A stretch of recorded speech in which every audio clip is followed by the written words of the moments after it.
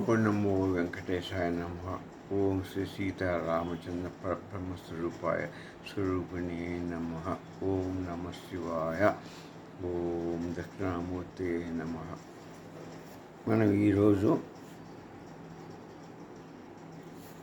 ఆత్మబోధలో episode 13 శ్లోకం గురించి తెలుసుకుందాం. ఈ మధ్య 1 వీక్ నుంచి మనం అనివార్య కారణాల వల్ల నేను చెప్పలేకపోయాను. ఈ రోజు నుంచి మళ్ళీ కంటిన్యూ చేద్దాం. ఆత్మబోధ ఈ శ్లోకం 13 ఏం చెప్తుందంటే సూక్ష్మ శరీరం గురించి సూక్ష్మ శరీరం తత్వం గురించి చెప్తుంది. అంటే సూక్ష్మ శరీరం ఏమిటి, దాని యొక్క పద్ధతి, దాని యొక్క వివరణ విశ్లేషణ మనం చేసుకున్నాం. శంకరాచార్య గారు గురుగారు మనకు చెప్తున్నది ఏంటంటే దీని గురించి పంచప్రాణ మనోబుద్ధి దశేంద్రియ సమన్వితం. పంచప్రాణ మనోబుద్ధి దశేంద్రియ సమన్వితం.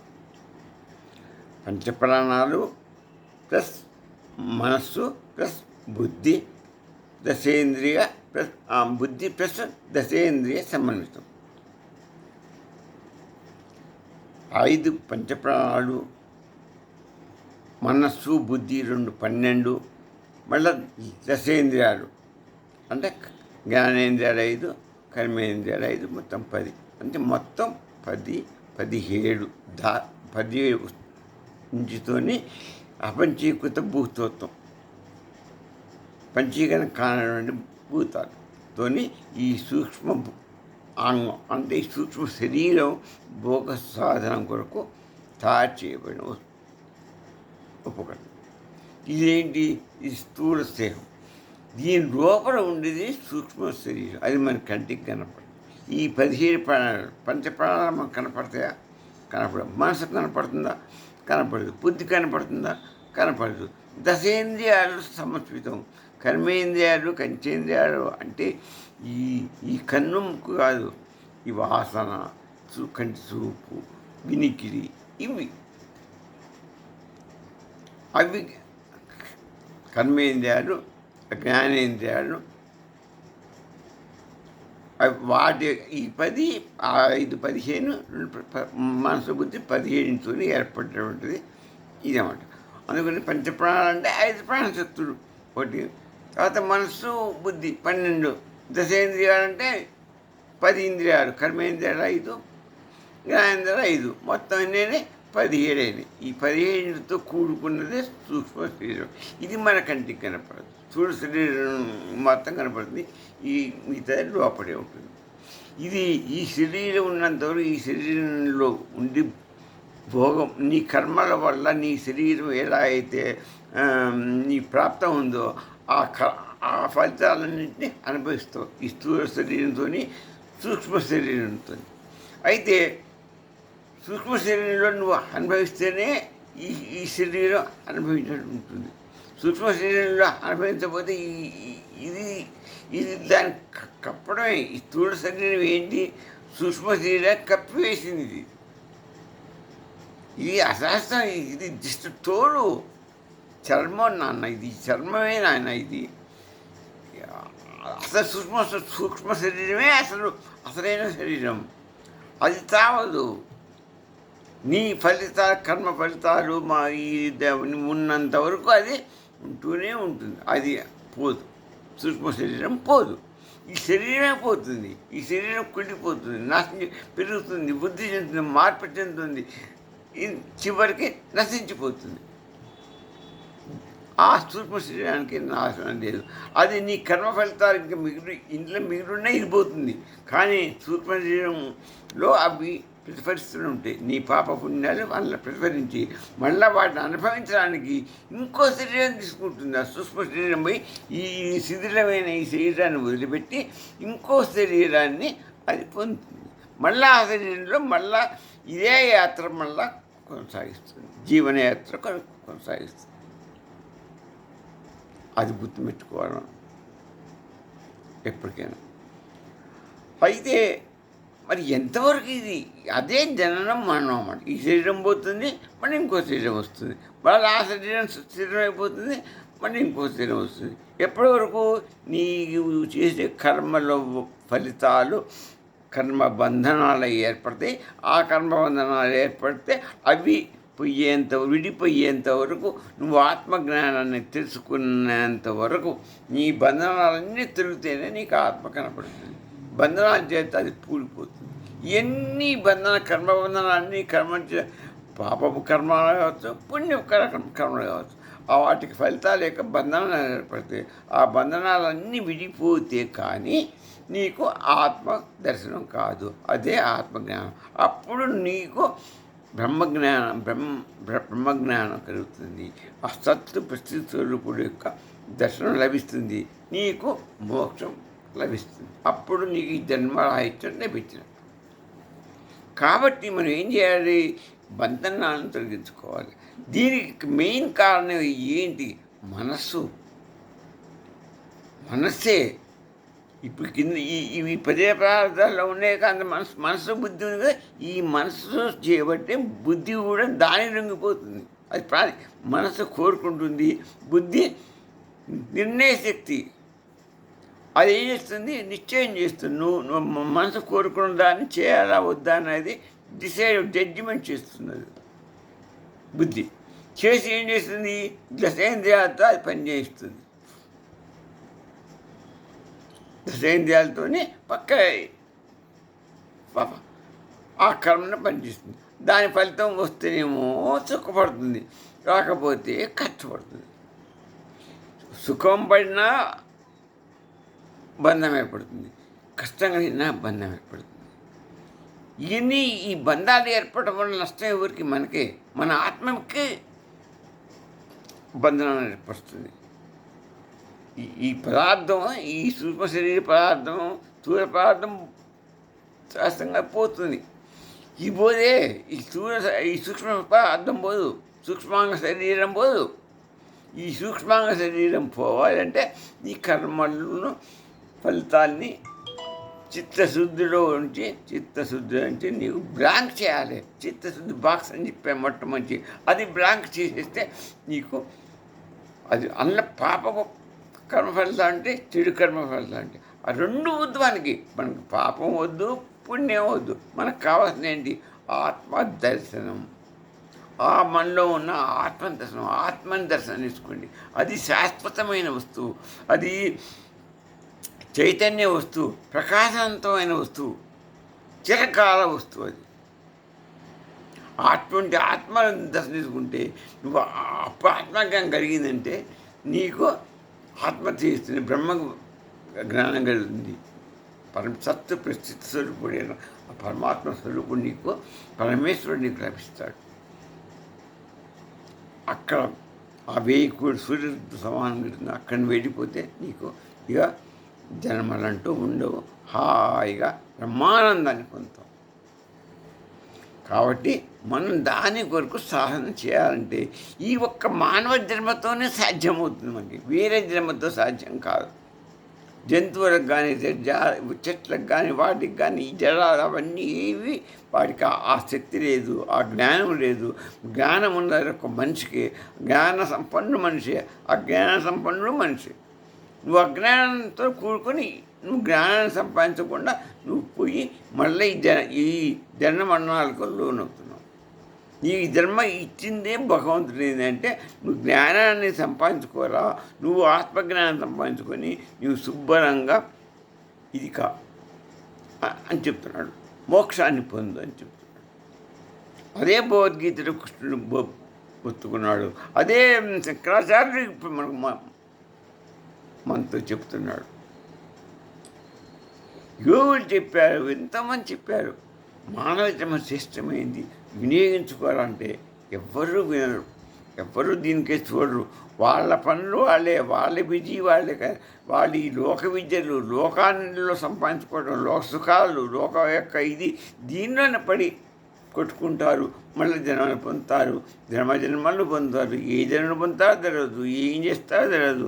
అన్ని కర్మలు చేసుకుంటూ చెడు కర్మలు, పాప కర్మలు, మంచి కర్మలు కూడా చేసుకుంటూ పోతారు. దానివల్ల బంధాన్ని ఏర్పరచుకుంటారు, దాన్ని మరి ఎత్తుతుంటారు. అది స్వామి చెప్పేది. ఇంత కన్నా మనకు మంచి చెప్పేవాళ్ళు ఎవరున్నారు? ఏ మతము చెప్పదు ఇలా. ఇది హిందూ సనాతన ధర్మమే చెప్తుంది. ఈ మోక్షానికి పోయే దారి చూపించింది సనాతన ధర్మం. ఈ అటువంటి మనం సనాతన ధర్మంలో పుట్టిన వాళ్ళంగా మనం దాన్ని వినియోగించుకోవాలి. భక్తులందరూ సాధించుకోవాలి, సార్థక చేసుకోవాలి. మన మనుషులందరూ ఎవరైనా సరే, దీని చిన్న కులము, గోత్రము, మతము ఏది అడ్డం రాదు. మీరు దీన్ని తెలుసుకొని మీరు ముందుకు పోవడం, ఆ జ్ఞానాన్ని తెచ్చుకోవడం పోవాలి. దీన్ని శంకరాచార్య ఈ సూక్ష్మ శరీరం మీకు ఎప్పుడైనా మనకు కనిపించదు. అనుభవాలన్నీ దీని ద్వారా దొరుకుతాయి. మన అనుభవాలన్నీ దీని ద్వారా దొరుకుతాయి. ఇది స్థూల శరీరాన్ని ఆక్రమించి చేస్తుంది. మన యొక్క అనుభవాలు, మంచి చెడు యొక్క అనుభవం ఏదైనా కూడా సూక్ష్మ శరీరం యొక్కతోనే అది సాగిస్తుంది, స్టార్ట్ అవుతుంది. అది ఏమవుతుంది?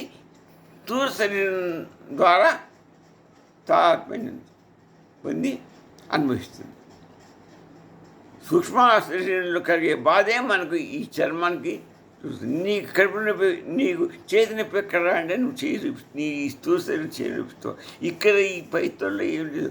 లోపల ఉన్నటువంటి సూక్ష్మ శరీరంలో ఉన్న బాధ ఇక్కడ నీకు తెలుస్తుంది. ఆ బాధ ఇక్కడ చూపిస్తుంది. అంటే అన్నిటికీ మూలం సూక్ష్మమే. ఆ సూక్ష్మ శరీరం ఎలా పుట్టిందంటే కారణ శరీరం వల్ల పుట్టింది. ఇక అంత చెప్పుకుంటూ పోతాం, ముందు వస్తుందంతా. ఇప్పుడు స్థూల శరీరం అని చెప్పుకున్నాం, నేను ఈరోజు సూక్ష్మ శరీరం గురించి చెప్పుకుంటున్నాం, రేపు కారణ శరీరం గురించి కూడా చెప్పుకుంటాం. అందుకో శంకరాచార్య చేస్తాడు, మనిషి ఆలోచిస్తాడు, గుర్తుపెట్టుకుంటాడు. ఆనందం, ఆ కర్మ చేసిన కర్మ కనుక మంచి అయితే దాని గురించి బాగా ఆనందిస్తాడు. అది ఇంకా ఫలించకపోతే బాధపడతాడు. ఇవన్నీ ఈ స్థూల శరీరం అది ఉట్టిదే. స్థూల శరీరం అన్నం వల్ల పోషించబడి పెరిగి వచ్చింది, తరిగి వస్తుంది, పోతుంది. ఈ సూక్ష్మ శరీరంతోనే కార్యకలాపాలన్నీ జరపబడతాయి. అవే స్థూలంలోంచి నువ్వు అనుభవిస్తున్నావు. జరిగే క్రియ అంతా సూక్ష్మంలో, అది కర్మ మొత్తం. నువ్వు క్రియ దీంతో చేస్తున్నది.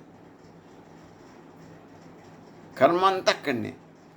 కర్త నువ్వు, కర్మ అది, క్రియ ఇది. సూక్ష్మ శరీరం మొత్తం కర్మ చేసేది అదే. నీకు ఆ క్రియ చేసేది కర్త, కర్మ, క్రియ. కర్మ మొత్తానికి కారణం అదే. అది అది అది అనుభవిస్తూ నీకు స్థూలంలో మంచి చెడులన్నీ అనుభవింప చేస్తుంది. నువ్వు శరీరానికి అయిందనుకుంటా, కానీ అసలు మెయిన్ ఆ సూక్ష్మ శరీరం వల్లనే నీకు జరుగుతుంది. సూక్ష్మ శరీరం అంటే అంతర్గత శరీరం, స్థూల శరీరం అంటే బహిర్గతమైంది. ఇది బహిర్గతమైంది, అంతర్గతంలోనే నొప్పి నీకు. బహిర్గతం ఇక్కడే నొప్పి లేదు. అంతర్గతంలో స్థూల శరీరంలో సూక్ష్మ శరీరం నొప్పి వస్తేనే ఈ స్థూల శరీరానికి నొప్పి అనిపిస్తుంది. నీకు ఇంజక్షన్ ఇక్కడ ఇస్తాడు, కానీ ఈ స్థూలకి ఏం పోతుంది, అది లోపలికి సూక్ష్మ శరీరంలోకే పోతుంది. ఆ మందు లోపలికి పోతుంది, మాత్రం లోపల మింగుతాం మనం. లోపలికి పోతేనే అక్కడ నొప్పి దొరుకుతుంది. అంటే నీ సూక్ష్మ శరీరంలోనే ఉన్నది ఎంత ఆ నొప్పి బాధ, కానీ స్థూల శరీరంలో మనకు బయటపడుతుంది. బాగా అర్థం చేసుకోండి. ఇది చైతన్య ప్రతిబింబ వాహనం. ఏది? సూక్ష్మ శరీరం చైతన్య ప్రతిబింబ వాహనం. అర్థమైందా? అయితే పంచప్రాణాలు అనుకున్నాం మనం. ఈ శరీరంలో ఈ సూక్ష్మ శరీరం పంచప్రాణాలు అంటే ప్రాణం, అపానం, వ్యానం, ఉదానం, సమానం, 5. ప్రాణం అంటే శ్వాస, అపానం అంటే విసర్జన, వ్యానం అంటే శరీర వ్యాప్తి రక్తం. ఉదానం అంటే పైకి తీసుకుని వెళ్ళేటువంటిది. ఉదానం బయటికి. సమానం జీర్ణక్రియ వ్యవస్థ. ఈ విధంగా జీవక్రియకు ఆధారం మొత్తం పంచప్రాణాలే. తర్వాత మనస్సు, బుద్ధి. మనస్సు అంటే ఏం చేస్తుంది? అది సందేహిస్తుంది, ఊహరిస్తుంది, భావిస్తుంది. అనేకమైనటువంటి ఊహలు, సంకల్ప వికల్పాలని దాని పని. అనేకమైన సంకల్పాలు సందేహిస్తున్నది, సంకల్పాలు చేస్తున్నది. అదే ఊహిస్తుంది. అబ్బో అది బాగుంది, ఇది బాగుంది, అన్ని ఊహలు దానికే వస్తాయి. అన్ని సంకల్పాలు అది కావాలి, ఇది కావాలని కావాలంటే భావిస్తుంది, అన్ని సందేహిస్తుంది, అన్ని కోరుకుని బుద్ధితోనే చేస్తూ దాన్ని జడ్జిమెంట్ తీసుకొని ఇది ప్రాణం మొత్తం బుద్ధిస్తే మనసు కోరుకుంటుంది, బుద్ధి ప్లాన్ చేస్తుంది. ఈ రెండు కలిపి ఈ అంగాలతో పనిచేస్తాయి. ఈ స్థూల సూక్ష్మ శరీరంతో ఈ స్థూల శరీరంతో పనిచేస్తుంది. బుద్ధి ఏం చేస్తుంది చెప్పాక? బుద్ధి జడ్జిమెంట్ నిర్ణయించుకుంటే వివేకం చేస్తుంది. మనసు సంకల్పిస్తుంది, బుద్ధి నిర్ణయించుకుంటుంది. అప్పుడు ఈ దశేంద్రియాలు, జ్ఞానేంద్రియాలు, ఇవన్నీ ఈ ఇంద్రియాలు పనిచేస్తే వర్కౌట్ చేసి దాని ఫలితాన్ని రాబడుతుంది. అది మంచి కావచ్చు, చెడు కావచ్చు. మంచి వచ్చినప్పుడు సుఖపడుతుంది, సుఖంగా అనుభవిస్తుంది. నీకు చెడు ఫలితం వచ్చినప్పుడు కష్టం అనిపిస్తుంది, బాధ అనిపిస్తుంది. ఈ విధంగా బంధన అంటే మంచి బంధనం ఏర్పడుతుంది, మంచి వచ్చినా బంధనమే, చెడు వచ్చినా బంధనం. మరి ఈ సూక్ష్మ శరీరం ఎందుకు ముఖ్యం చెప్పేగా? అసలు స్థూలంలో ఏం లేదు. స్థూలం దాన్ని కప్పబడిన ఒక తోలు. ఏది? ఆ సూక్ష్మ శరీరాన్ని కప్పబడినటువంటి తోలు. ఈ స్థూల శరీరం మరణించదు. ఈ శరీరం మాత్రమే నశించిపోతుంది. ఈ శరీరం మరణిస్తుంది, ఈ శరీరం కాలుస్తుంది, దహించబడతారు. ఇది పోగానే అది ఇంకో శరీరంలోకి వెళ్ళిపోతుంది. మరణం తర్వాత స్థూల శరీరం పైకి లేచి వెళ్ళిపోతుంది. అది మన కంటికి కనపడదు. ఇంకొక చోట మళ్ళా తల్లి గర్భంలోకి దొరబడి మళ్ళా శరీరాన్ని తీసుకుంటుంది. అది ఏ జన్మ, ఎవరి జన్మ, ఎలా నీ కర్మలను బట్టి ఆ పరమాత్ముడు నిన్ను డిసైడ్ చేస్తే ఆ యొక్క శరీరం నీకు దాపరిస్తుంది. మళ్ళా అక్కడ పుడతాం. అత్యాప శరీరము నీ పుణ్య పాప కర్మల వల్ల చేసిన ఫలితాల వల్ల నీకు మళ్ళీ మానవ జన్మే కావచ్చు. 82 లక్షల జన్మలు ఉన్నాయి. ఆ రాష్ట్ర ఈ 82 లక్షల వాటిలో ఏ శరీరం నీకు రావచ్చు. దీన్నే చైత్య ఉపనిషత్తు ఏం చెప్తుందంటే ప్రాణమయ, మనోమయ, విజ్ఞానమయ కోశాలు కూడా సూక్ష్మ శరీర భాగాలు అని చెప్తుంది. ప్రాణమయం పంచప్రాణాలు ఎలా ఉన్నాయిగా అవేగా. అట్నే ప్రాణమయ కోసం, మనోమయ కోసం, విజ్ఞానమయ కోసం, ఈ మూడు కూడా సూక్ష్మ శరీర భాగాలు. ప్రాణం, మనస్సు ఎలా ఉంది కనపడంత అక్కడ. ఇది పంచప్రాణాలు ఉన్నాయి. అందుకని ప్రాణమయ కోసం, పంచప్రాణాలతో కూడుకున్నది ప్రాణమయ కోసం. మనమయ కోసం అంటే ఆ మనస్సుతో కూడుకుని మనమయ కోసం. విజ్ఞానమయ కంటే బుద్ధి మనకి ఇంత కలిసి ఉంది కదా, అది విజ్ఞానమయ కోసాలు. ఈ మూడు సూక్ష్మ శరీర అంటే ప్రాణం, మనస్సు, బుద్ధి, ఈ మూడు మనకు అక్కడ పైన చెప్పుకునే చెప్తున్నారు ఏమి అని తైత్యోపనిషత్తు చెప్పింది. కఠోపనిషత్తు ఏం చెప్పింది? ఇంద్రియభ్య పరాయార్థ అన్నది. అంటే ఇంద్రియాల కంటే మనస్సు సూక్ష్మం. దశేంద్రియాలు ఉన్నాయిగా, జ్ఞానేంద్రియాలు, పదేంద్రియాలకి సూక్ష్మ శరీరం. ఆ ఇంద్రియాల కంటే మనస్సు సూక్ష్మం. మనస్సు కంటే పైన ఉన్నది, ఉన్నత స్థితిలో ఉన్నది బుద్ధి. దాని సర్వజ్ఞానం తెలుసు బుద్ధికి. అది జ్ఞానవంతమైంది. అందుకని ఇందా విజ్ఞానమయ కోసం అన్నామంటే అది బుద్ధి. అది విజ్ఞానం కాదు. అది నాకు అన్ని మంచి చెడు అన్ని తెలిసి అది జడ్జిమెంట్ ఇస్తుంది. నువ్వు ఈ పని చేయొద్దురా అన్నా కూడా ఒక పని మనసు చేస్తుంది. ఈ ఇంద్రియాల ద్వారా కావాలి ఏం కాదా బుద్ధికి ఏం పని పాడ వద్దంటుంది కానీ మీ పని చేయి అది పట్టుకురా ఆ తోటలో పోయి మాటకాయ కూసుకురాపో అదే మంది కాయదరా వద్దురా మనకు దొంగతనం అంటకట్టి పాపం వస్తుందా పాపం లేకుండా లేవాడు అంతే అంటారు నువ్వు పోయి కొయ్యిపో అని మన శరీరంతో దశేంద్రియాలతో పనిచేస్తాం అది పాపం అయిపోతుంది కూర్చుంది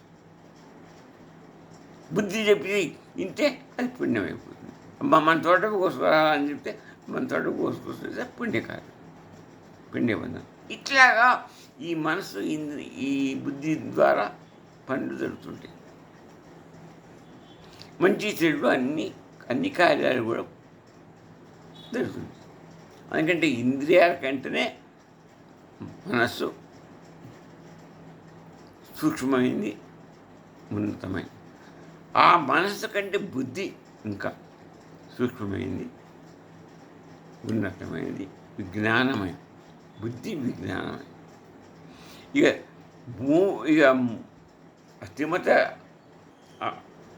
అద్వైతస్తు దీన్ని ఏమన్నా అంటే సూక్ష్మ శరీరం అనేది ఒక ఉపాధి అది కూడా ఇప్పుడు ఇదంతా ఇదంతా ఎట్టినమో ఉపాధిలో స్థూల శరీరం పెట్టేది ఉపాధిలో సూక్ష్మ శరీరం కూడా ఉపాధి ఆత్మ మాత్రమే సాక్షి ఇక్కడ స్థూల శరీరానికి సాక్షి అదే సూక్ష్మ శరీరానికి కూడా సాక్షి ఎందుకంటే ఆ సూక్ష్మ శరీరం ద్వారా స్థూల శరీరం పనిచేస్తుంది కాబట్టి దానికి దీనికి ఆత్మసాక్షి అని వాళ్ళు చెప్పారు ఇక విశిష్టత ఏమనంటే ఈ సూక్ష్మ శరీరం అంటే జీవుని యొక్క అనుభవ సాధన అక్కడనే అనుభవిస్తుంది అదే మనకి ఈ శరీరాన్ని తెలుస్తుంది అనుభవించి సూక్ష్మ శరీరమే అనుభవంగా వాడు జీవుడు సూక్ష్మ శరీరంతో అనుభవిస్తాడు అదే ఈ యొక్క స్థూల శరీరం అనుభవం వస్తుంది తెచ్చుకుంటుంది ఇక ద్వైతమస్య ఏమన్నాడు జీవుడు ఈ సూక్ష్మ శరీరంతో సంచరిస్తాడు జీవుడు ఎప్పుడు తాత్మ ఈ సూక్ష్మ శరీరంతో తాత్మ ఇంకా చేసేది అదేగా అనుభవం అది మనసు బుద్ధి అంతా కర్మ చేసేది అదే ఆ జ్ఞానేంద్రియ దశేంద్రియ కర్మేంద్రియ దశేంద్రియాలతో పని చేయించడానికి పూనుకునేది అదే ఈ స్థూల శరీరంతో చేస్తుంది స్థూల శరీరం అది అనుభవిస్తూ స్థూల శరీరానికి కూడా అనుభవాన్ని తెస్తుంది చేసేది మనసు సంకల్పం బుద్ధి జడ్జిమెంట్ చేస్తుంది దశేంద్రియాలు చేయడానికి పూనుకుంటాయి అవి స్థూల శరీరంతో ఆ సూక్ష్మ అంగాలు ఈ స్థూల శరీరంతో చేయిస్తాయి అనుభవిస్తాయి అది అనుభవిస్తుంది సూక్ష్మ శరీరం దాంతోపాటు ఆత్మ ఈ స్థూల శరీరం కూడా అనుభవిస్తుంది అది పాపం చేస్తే అనుభవించేది అంత ఇది పుండు పడుతుంది నాశనం అయ్యేది ఈ స్థూల శరీరం క్షీణించిపోతుంది అది దానికి మాత్రం ఏం కాదు సూక్ష్మానికి ఏది లేదు హాయిగా మళ్ళీ ఈ స్థూల శరీరం పడిపోతే ఇంకో శరీరం పోతుంది అది కోరుకుంటుంది చేస్తుంది దీనికి తగిలిస్తుంది దీని ద్వారా అనుభవిస్తుంది దీన్ని నాశనింపజేస్తుంది అన్ని కర్మలకు దీన్ని వాడుకుంటుంది స్థూల శరీరాన్ని వాడుకుంటుంది సూక్ష్మ శరీరం వాడుకొని అవన్నీ దీనికంటే ఇది నాశనం అయిపోతుంది అది మాత్రం ఇంకో శరీరం పోతుంది మన కర్మను బట్టి అంటే మహానుభావ దృష్టి అంటే మనస్సే అనుకుని అన్నారు మనస్సు జగత్తు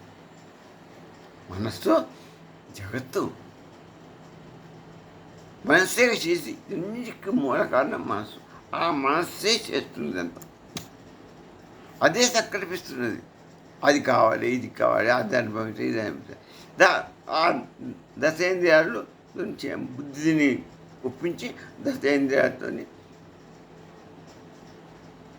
చేయిస్తుంది ఆ దశేంద్రియాలు స్థూల దశేంద్రియాల ద్వారా వాటి అంగాలు ఇవి కాబట్టి వీటి ద్వారా చేసుకుని అది అనుభవిస్తుంది ఈ ఉపకరణాలు అంతే అనుభవించి ఆ ఫలితం శరీరానికి కూడా వస్తుంది మంచి ఫలితం ఆ ఫలితం అన్నిటికీ శరీరాన్ని బాధపడుతుంది పుండు పడుతుంది మన్ను పడుతుంది మసానం పడుతుంది మంచి అయితే స్వీట్ తినకూడదు డయాబెటీస్ వస్తుంది వద్దురా అని బుద్ధి చెప్తుంది దినకరా అంటుంది మనకు తెలుసు, తిని ఏం కాదండి.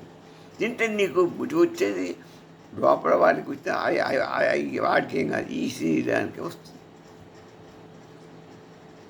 లోపల అన్ని అవన్నీ బాగానే ఉంటాయి.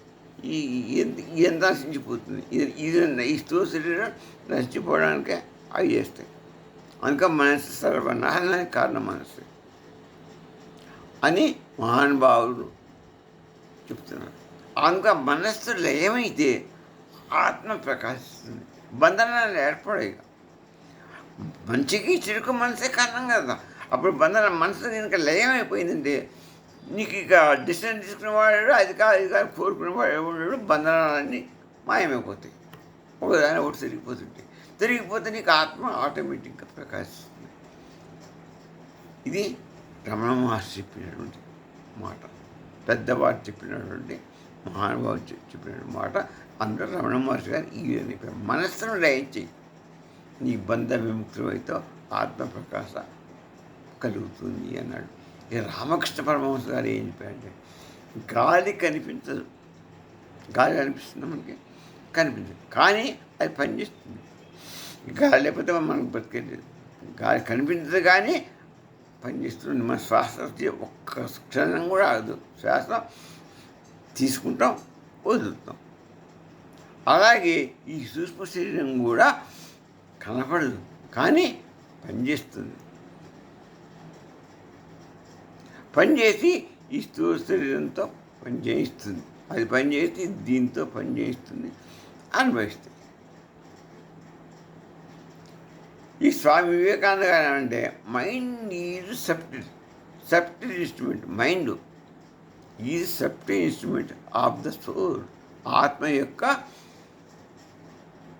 మనసు సబ్టిల్, దాని యొక్క సబ్ అనమాట. అది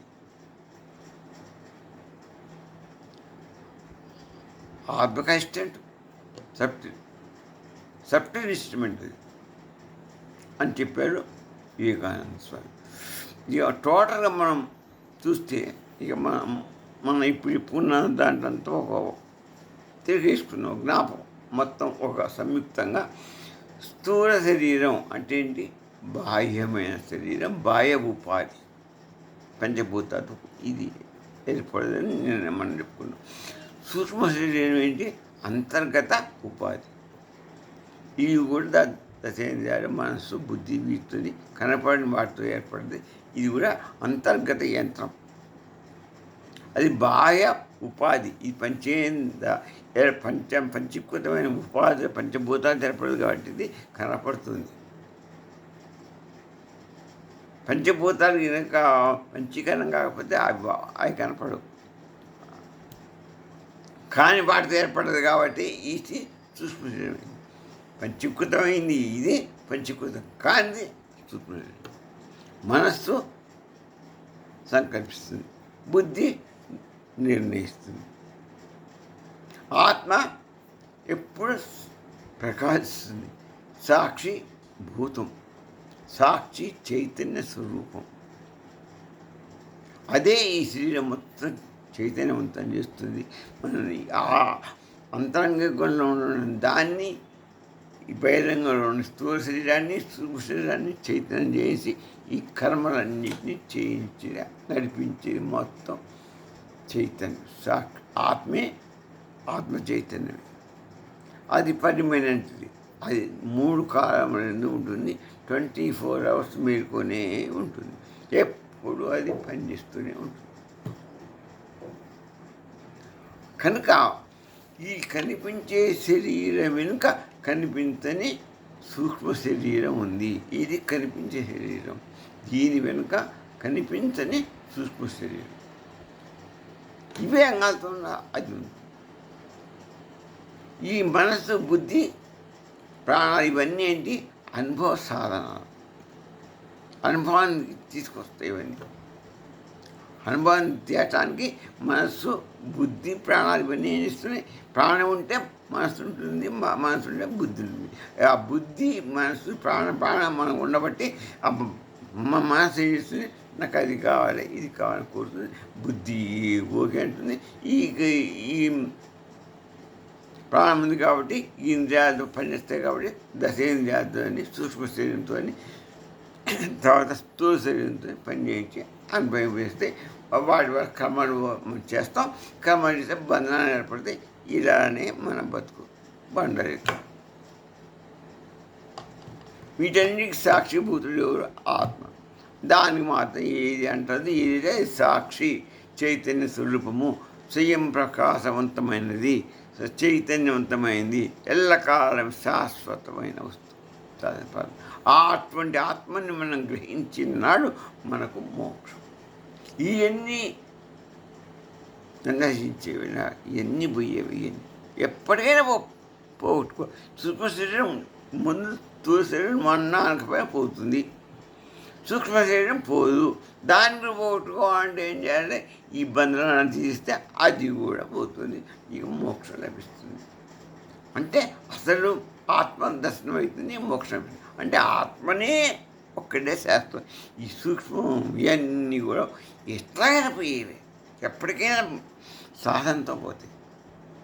దాన్ని చేరుకోవడమే నీ యొక్క లక్ష్యం కావాలి. ఓం నమః శివాయ.